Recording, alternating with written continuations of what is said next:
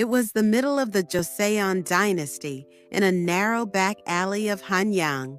As the night deepened, the streets fell silent. People locked their doors one by one and burrowed beneath their blankets.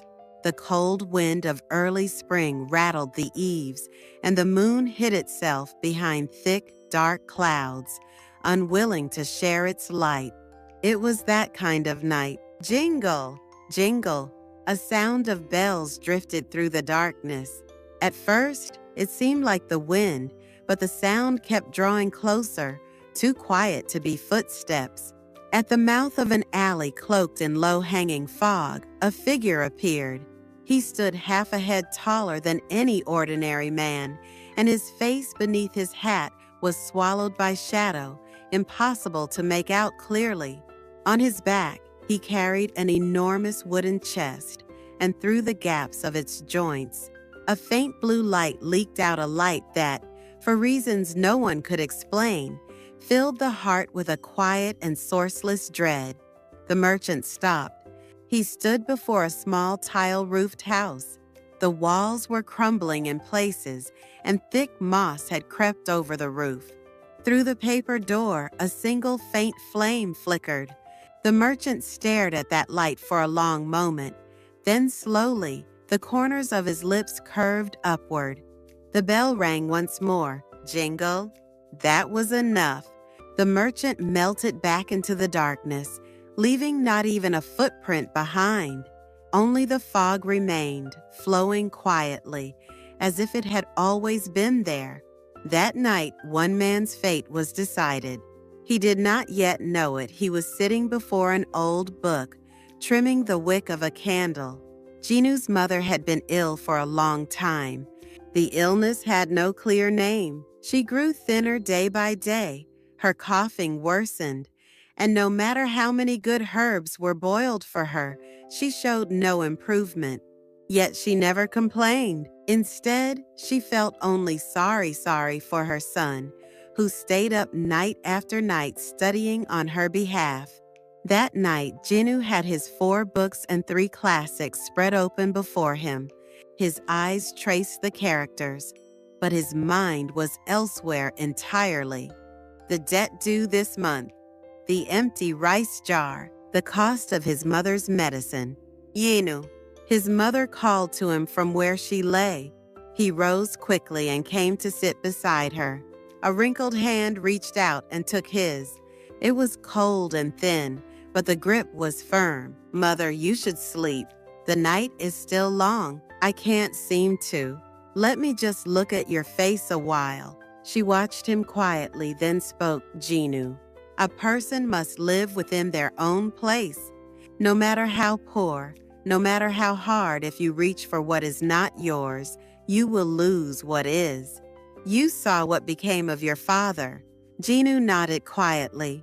His father had once been consumed by the dream of great wealth, had reached into dangerous dealings, and had died young, leaving behind nothing but ruin.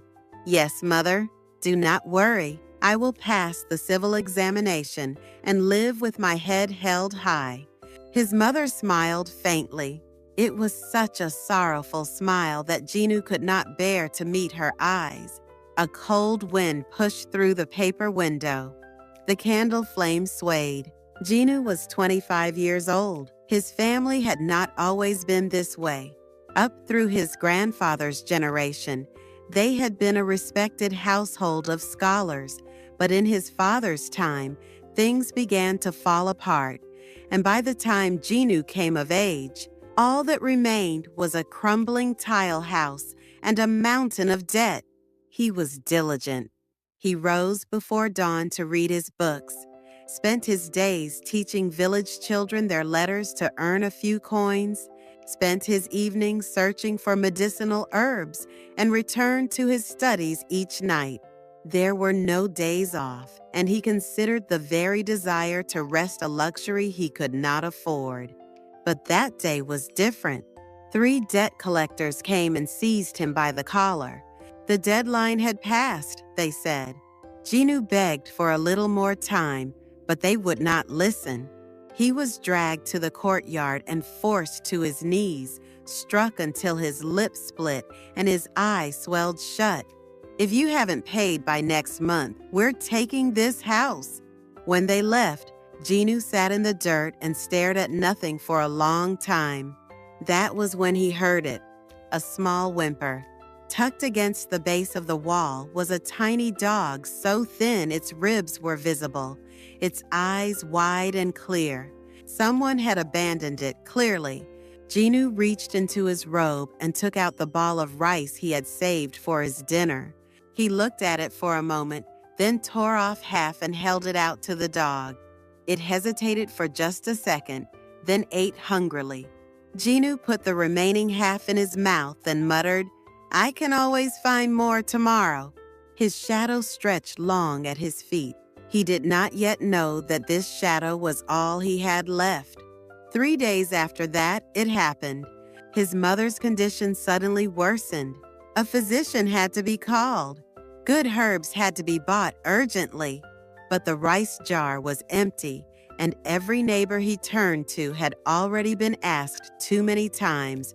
Doors were closed in his face one after another. Jinu wandered the village all night and came home empty-handed.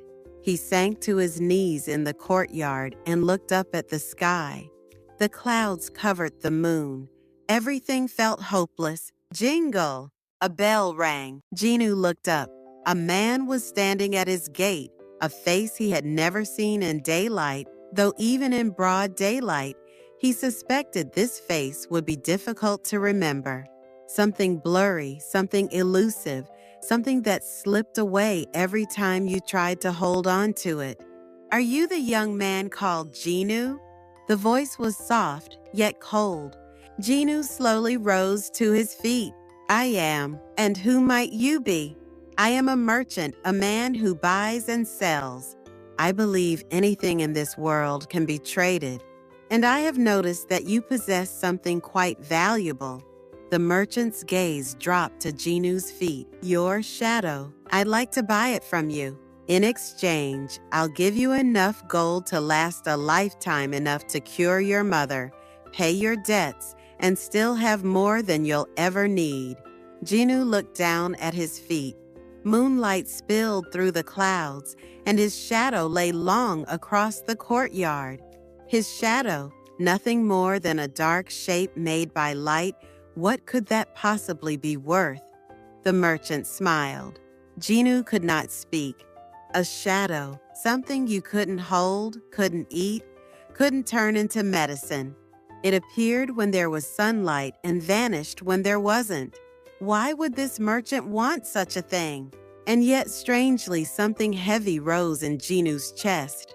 Something like instinct, the wariness of an animal sensing danger. A feeling that this deal was not simple. A feeling that the shadow might be more than just a shadow. "Why do you need it?" Jinu asked. The merchant's smile did not waver. "That's my trade secret. A merchant doesn't ask why a customer wants something, does he? Can a man live without a shadow? Of course, in some ways it's actually more convenient. No shadow to give you away, and you'll move through darkness with far more freedom." Then, from inside the house, his mother's coughing started. Once, twice, on and on without stopping. Jinu closed his eyes. With gold, he could call the best physician first thing in the morning. He could buy the finest herbs. He could pay the debt so no one would ever hit him again. He could let his mother rest in a warm, comfortable room. Was his shadow worth more than all of that? Show me the contract." The moment those words left his mouth, a cold wind swept across the courtyard. The candle flame nearly went out. His mother's coughing faded into silence. The merchant reached into his robe and produced a rolled scroll. The contract was brief. It was written in red ink, just a few short lines. Jinu's shadow in exchange for a chest of gold. And at the very end, a single clause: this agreement cannot be undone. Cannot be undone. Jinu read that line twice. But then his mother coughed again, and he hesitated no longer. He pressed his thumb into the red ink pad and firmly stamped the scroll. In that instant, moonlight broke through the clouds. The shadow at Jinu's feet, which had lain so clearly and so faithfully beneath him, began to stir like something alive. It shimmered and rippled like ink dissolving in rain, then slowly peeled away from the ground and flowed toward the merchant's chest. The chest flashed with blue light, then went dark. Click! The lock snapped shut. Jinu looked down at his feet. Nothing. The moonlight lit the entire courtyard, but only Jinu cast no shadow. Like a man who was not standing on the ground at all. Like a man floating in midair. As promised, the merchant set a pouch of gold before Jinu's feet. It landed with a heavy thud. Jinu picked it up. It nearly pulled his arm down with its weight. The merchant said nothing more and turned away. The sound of bells faded. The fog swallowed him. Jinu stood there for a long time. At his feet there was nothing. The gold was real. At dawn the very next day, Jinu summoned the finest physician in the city. He bought the most prized herbs without flinching mountain ginseng, deer antler, all of it. He called every debt collector to him and paid them back in full with interest. He repaired the crumbling house, brought in silk blankets, and had warm heated floors laid in his mother's room. His mother's condition improved with surprising speed. Jinu himself was finally able to wear a proper robe and a proper hat. The attitudes of the village people shifted as well. Neighbors who had looked away yesterday now smiled and greeted him. Village elders came calling, asking to share tea. And then there was Seola. Seola was the only daughter of the most prominent nobleman's family in the village. Jinu had admired her for a long time, but had always told himself that a man as poor as he had no right to even speak to her. Now, things were different. He gathered gifts and went to her house. Seola was sitting on the wooden porch, embroidering, when she looked up. Her eyes turned to Jinu. At first, she smiled in welcome, but then her expression stiffened, just slightly. "Master Jinu, it has been a while." "Yes, Miss Seola. I came today because there is something I wish to say." Seola tilted her head. After studying him for a moment, she asked in a quiet, careful voice, "Are you quite well, Master Jinu? You seem somehow hollow, different from when I last saw you." The words struck him like a hand on his chest. Hollow? She found him hollow. He laughed it off and changed the subject, but all the way home, her words circled in his ears and would not leave. Jinu was now one of the wealthiest men in Hanyang. He lived in a grand tile-roofed mansion with his own servants, and every evening he held a feast. Musicians were hired to play, and the tables were heavy with rare and extraordinary food. People praised the abundance of his home, and his side was never empty of smiling faces. But there was one rule Jinu could never break. Never show himself to people during the day. At night, the absence of a shadow went unnoticed. But in daylight, it was another matter entirely. A man standing in sunlight with no shadow was something anyone would find deeply wrong. So Jinu locked himself in his room all day, only venturing out after the sun had set. People began calling him the Lord of Night, a mysterious rich man who only moved in darkness. Somehow, this only added to his mystique, and the flatterers multiplied around him. On the surface, everything glittered, but Jinu himself began to notice something strange. He laughed less. Good food tasted of nothing. Beautiful things left him unmoved. More and more nights passed, where the guests clapped and laughed around him while he sat in the middle of it all, staring at nothing. "I'm just tired," he told himself. "Now that I'm wealthy, protecting what I have is what matters." Enjoyment can come later. But the moon knew the truth. When the last guest had gone and Jinu sat alone beneath a lantern, the shadow never returned to his feet. His mother died. Her illness had mostly healed. But before spring could arrive, she closed her eyes quietly. The physician said it was old age. Her body had been weakened by long illness, and her time had simply come. Jinu sat holding his mother's hand. He should have wept. The most precious person in his world had left him weeping, should have come bursting out of him. But strangely, no tears would come. Something inside his chest felt completely hollow. Where the sense of grief should have been, there was nothing at all. Jinu pressed his hand against his own chest. He felt nothing. Only then did he understand. The shadow had not been a mere shadow. What the merchant had taken was not the dark shape made by sunlight.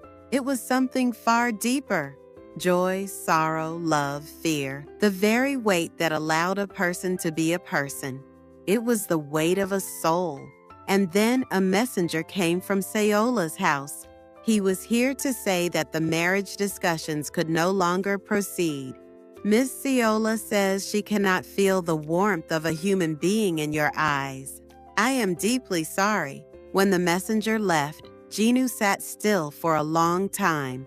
The gold was still plentiful, but there was no mother, no Seola, not even grief, so much possessed in this emptiness. What on earth was this? The rumors began not long after his mother's funeral. They say there's a monster in Hanyang with no shadow. A person with no shadow must be a goblin or a ghost. And he only goes out at night, doesn't he? That settles it. No one knew who had started it. But rumors move like water, and now the villagers were watching the Lord of Night with suspicious eyes. One evening, several government soldiers appeared at Jinu's gate. We've received a report that a suspicious figure lives here. We intend to search the premises. Jinu sent them away with gold. But he knew this was not the end. That very night, a bell rang. The merchant had come again, this time without a smile, quietly pushing open the door and stepping inside. It seems things have gotten rather difficult. I know what you did to me. You didn't take my shadow, you took the weight of my soul. The merchant shrugged. You should have checked what you were selling at the time of the contract. But as it happens, I have another offer. Sell me your memories and I'll give you an illusion. An enchantment that will make people see a shadow at your feet, even in daylight. Sell his memories. Jinu gritted his teeth. But if the soldiers came again, what would he do? The moment his shadowless feet were seen in the light, everything would be over. Jinu slowly reached out his hand. The enchantment worked for the first few days. When Jinu stepped outside in daylight, people saw what appeared to be a shadow at his feet. The soldiers scratched their heads and moved on. Jinu breathed for a moment. But losing memories was not merely about memories. His mother's face grew blurry. He could no longer remember the paths they had walked together in childhood, why he had studied, what he had wanted, even that became murky. And as his memories faded, his behavior began to unravel. His words came out wrong. He failed to recognize familiar faces. There were nights at feasts where he simply sat staring at nothing, saying nothing at all. And then the enchantment broke. Under fierce sunlight, a child suddenly cried out, "That man has no shadow!" People turned as one and looked at Jinu's feet. The enchantment had failed. It happened in an instant. A monster! A ghost! People fled, and someone bent to pick up a stone. His assets were reported to the authorities and seizure proceedings began. His servants ran, and there was Seola. She happened to be there. Their eyes met. Jinu opened his mouth to call her name, and in that moment, the name would not come. Monster. Sayola screamed and turned away. Jinu stood frozen. He heard the sound of everything collapsing. Jinu ran. The shouts of soldiers, the sound of feet behind him, but he was already past the alleyways and running beyond the city walls. A cold rain began to fall. He walked and walked and walked. He had no wealth, no home. To the people, he was a monster, and half his memories had already been sold away. Jinu sank down beside a crumbled wall. The rain ran down his face. His mother. He could not recall her face. He was certain he had loved her, but the image was blurred.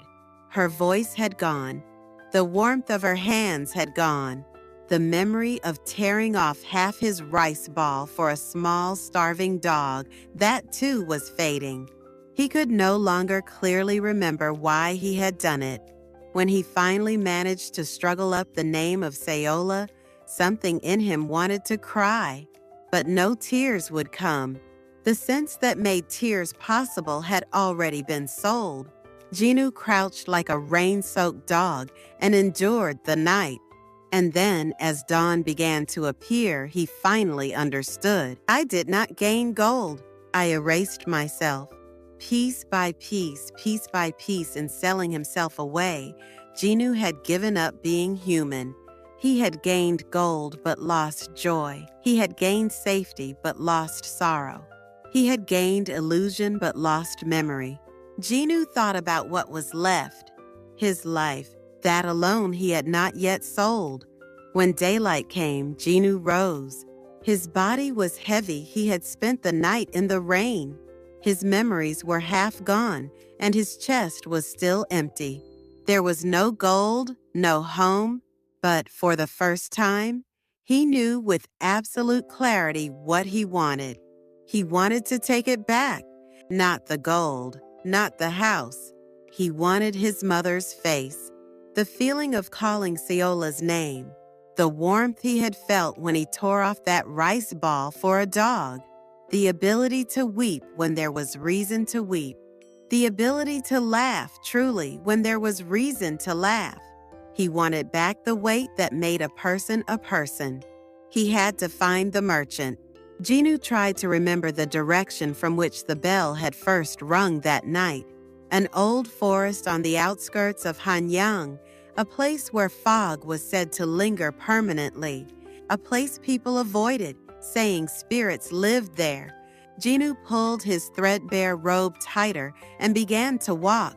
This time he would not run away, not like that night in the courtyard when desperation had blinded him.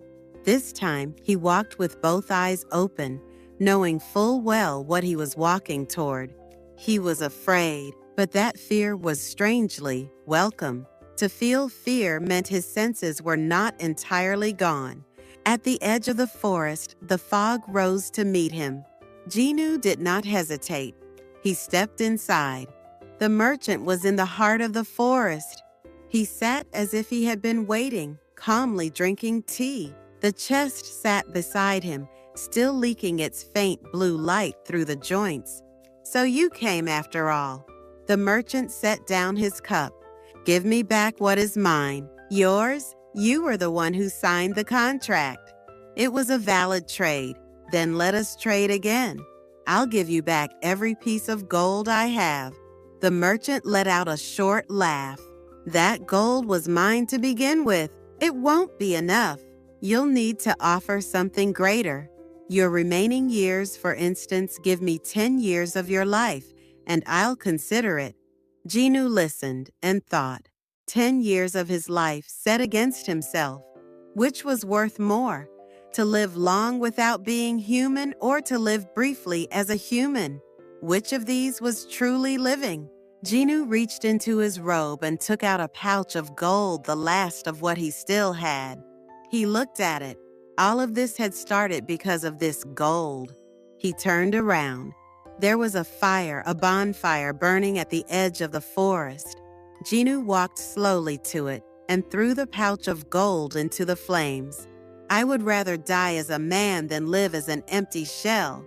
And with those words, tears fell from Jinu's eyes. It was the last honest thing left in him after his shadow had been sold, his memories sold, his feelings sold. Hot tears, real tears. The moment a single tear struck the ground, the chest erupted with a great sound. The lock flew off. The lid burst open. Blue light tore outward in all directions, and something flowed into the ground beneath Jinu's feet. His shadow. It was early morning. The fog was lifting. Pale pink sunlight slanted down through the back alleys of Hanyang. People came and went on their way to the morning market, and children darted through the lanes. Jinu stood at the mouth of an alley. He wore his old threadbare robe, and at his feet a shadow, long and clear, drawn by the long light of morning. Jinu took one step. The shadow followed. Another step. The shadow followed again. He smiled, silently at first, and then the sound came out. Passers-by glanced at him strangely, but it didn't matter. Inside his chest, something was beating again, warm, uncomfortable, and alive. His mother's face came to him, the bright eyes of the small dog eating his rice. That was enough. Master Jinu, a voice came from behind. Jinu turned. It was Ciola, walking through the alley toward him, her robe catching the morning breeze, a shy smile on her face. She saw him and gave a gentle bow of her head. It has been a long time, and I am glad to see you. Jinu looked at her. This time her eyes did not tilt with that wondering unease. She looked at him simply, comfortably, the way one looks at a person who is whole. Yes, Miss Ciola, I am glad as well. Two shadows stretched side by side on the ground. The morning sun filled the alley to its edges. Jinu was poor. He had lost his house. His gold was gone. He would have to begin his studies again, find a new place to live. There was a mountain of things to be done, but in his chest there was weight again, a human weight, a living weight, and that was enough. The sound of bells was gone.